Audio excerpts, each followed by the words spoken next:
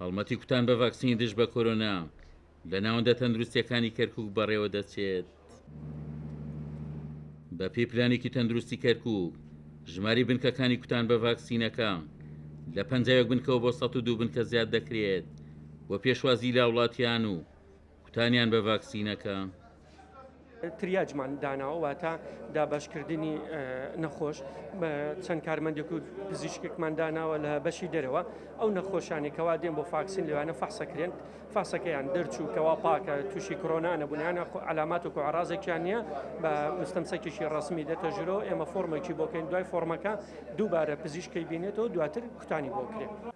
بەڕێوەبەری تەندروستی کەرکووکیش دەڵێت توشبوون بە کۆرۆنا لە کەرکووک لەسەر هەموو چاوەڕوانیەکانەوەیە و نەخۆشخانەکان پڕبوون لە نەخۆش و توانایەوان بۆ دامیکردنی ئۆکسجین سنووردار بووە.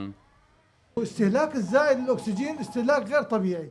بەکاربردننی ئۆکسجین بۆ نەخۆشانی کۆرۆنا لە کەرکووک بە ئەندازەیەک زیادی کردووە کە لە سەر و چاوەڕوانەکانەوەیە. ئەمەش قورساییەکی زۆری کردووە لەسەر کارەکانمان. هۆشداری دەدەینە هاوڵاتیانی کەرکووک خۆیان بپارێزن لە کۆرۆنا. بۆ ئەمەش تەنها چارەسەر بەکارهێنانی ڤاکسینە بە پێچەوانەوە چارەنووسێکی خراپ چاوەڕێمان دەکات. بە پێی دوای ناماری تەندروستی کەرکووک ژمارە و کەسانی بە ڤاکسینی دژ بە کۆرۆنا کوتراون گەیشتۆتە 60,000 کەس و ناوەندەکانی کوتانیش لە کەرکووک بۆ 2 ئێستا زیاد دەکرێت.